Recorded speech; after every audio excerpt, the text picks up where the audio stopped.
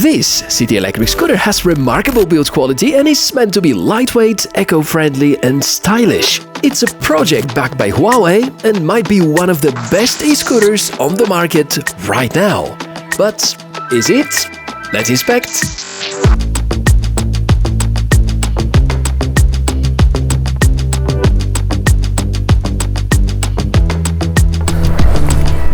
Hey everybody, really good to meet you. Michael is my name. On the channel we inspect a lot of cool and fresh tech, and that's a brand new electric scooter with very interesting origin, which I'll of course discuss throughout this episode.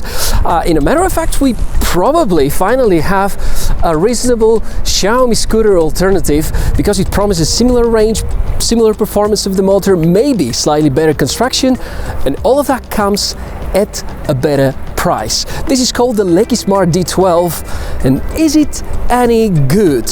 We inspect. If I say this is a Huawei-made electric scooter, this will technically be incorrect. But there definitely is Huawei's involvement in tuning the firmware and the software. Seems to be well integrated with Huawei's AI ecosystem, so if what you look at seems to be polished, advanced and remarkably refined for a first generation, that's no surprise, because although you may have never heard of LeqiSmart, the brand definitely deserves your attention, and if the performance matches our already rather high expectations, that would be fantastic. D12, or the A8, which is its USA edition, is officially made by LeqiSmart, costs around $599 and has been teased through Huawei's newsroom since the end of 2021, so finally now I have the chance to try it out and see how it feels as compared to other traditionally strong deals by Xiaomi, Kukirin, Ninebot and many others. After you buy the scooter, you're gonna have to undergo the usual steps of unboxing. Given the lightweight construction, it is quite easy to carry. If you want to avoid lifting it up while unpacking, you can open the box from the bottom. Don't mind the way my hair looks like. That's been a very windy day. Overall, the installation process is very simplified. All that it takes to be riding ready, besides charging the battery and checking the tires, is mounting the handlebar. There are 6 screws that you're gonna have to tighten after you connect the cable. If you need to travel with the scooter and want to gain some space advantage, you can keep the tool and unscrew when necessary. As you can rate based on the polished design, LeqiSmart did include a lot of great ideas when putting this scooter together, and the build quality certainly deserves praising. From the good choice of airplane-grade aluminium as a main material, through the well-visible display to the really awesome-looking tail light. D12 has some quite unique and fresh features, such as the gyro-based throttling, which will detect if you're no longer on the scooter and cut the power to the motor, or the automatic turn signals. Yeah, just try to turn left, and these LEDs on the sides are going to indicate your movement. Manual controls of these might be missing, but still, it can be helpful in some situations, especially at night when these lights are well visible. If we may speak with some exact specifications, unfolded, the scooter is 112 by 118 by 44 centimeters, has a 350 watt motor inside the rear wheel, a 36 volt 10.4 ampere-hour battery, 3 different speed modes, it can handle up to 15-degree inclines, has 9-inch puncture-proof tires, dual braking system, IPX5 waterproof rating and even Bluetooth for smartphone app support. So the spec sheet is quite a thing, obviously no suspension, therefore there's no sense me keeping on doing and trying testing this because it wouldn't get any smoother. Now, behind the numbers, one thing you probably would easily notice is that the handlebar is not that suitable for tall people, but for a 188 centimeter person like me, it's almost just about right. We expect really good performance out of the motor. We're going to verify this in just a moment. The construction is extremely solid. It's one of the best built scooters I've ever tried, and on top of that, foldable, easy to carry and not heavy at all. And what we traditionally do in these reviews, we go for a ride and test each one of these components thoroughly. The motor. It's good and balanced, although rated at 350 watts, it's no stronger than the one inside Mi Scooter 4 Pro, so if your weight is close to the maximum payload of 100 kilograms, acceleration is not gonna be that blazing fast, but it is in no way too slow. I've actually enjoyed the motor performance, and although not a fan of rear-mounted hubs, this actually provides a very seamless integration and has no negative impact on the balance. The 25 km/h top speed is easily achievable, unlike what it used to be with the Navi N40 that I tested recently and failed to deliver consistency. 3 speed grades, 6, 15 and 25 km/h, and in order to be compliant with different countries' regulations, these values are not changeable.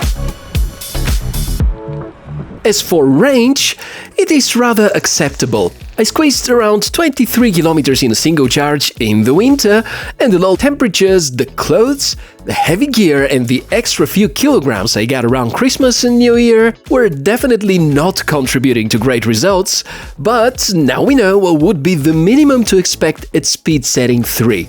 In warm weather conditions, and if you try to be more consistent in terms of maintaining speed, 30 km range should be achievable. The battery gets recharged within around 5.5 hours, and there's indicator about the remaining charge both on the display and the smartphone app. Since obviously the motor performance and the range won't exceed the expectations, let me move on to the other interesting components. The design of the scooter, which is also very unique, wide enough board, and according to LeqiSmart, they follow a horse-back design, where the rear integrates the fender in a very interesting way. You can also notice the brake disc mechanism. It's a standard disc brake. What initially made me a little nervous is the fact that both the EABS braking and the disc mechanism are stopping the rear wheel only, but given the scooter weight distribution, this turns out to be good enough. Furthermore, if you go downhill, it may be the safer option in case of a sudden braking condition due to the distribution of the load across the scooter. The folding mechanism is in its own league, patented technology according to LeqiSmart, with safe locks and at the first sight extremely reliable. What I liked most is that even when folded, there's an additional locking mechanism and you cannot accidentally drop the scooter if it slides sideways. My personal opinion is that every single foldable scooter should adopt such a feature.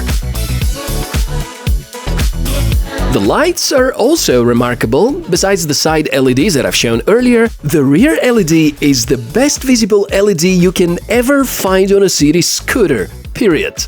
The front light looks cool too, has optical sensor and automatically turns on the 2.5 watt bright headlight. As for riding comfort, this is down to the tires. They're 9 inches, just 1 inch less than what seems to be the standard for city scooters lately, around 10. But puncture-proof, tubeless tires with Aramid puncture resistance. Never had to verify it myself, but let's say we could trust the ad. Good to know that the IPX waterproof rating is there. Furthermore, the battery is really well sealed and LeqiSmart promise it is IPX7 water resistant. On the display side, good grade of information and speed in real time. It's visible even on a sunny day, but won't be as bright as it seems when it is cloudy or completely dark. Nothing too special around it, standard comfortable grips, a bell and the brake handle. Don't forget about the smartphone app too, statistics, estimations and sometimes firmware upgrades to enhance your riding experience.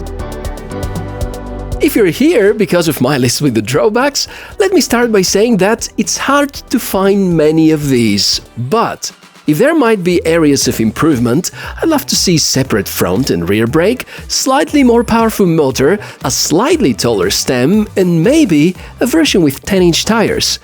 The rest, LeqiSmart should keep with the D12 as it is, because it is really a great scooter. In the end, is this a good enough electric scooter to buy right now in 2023?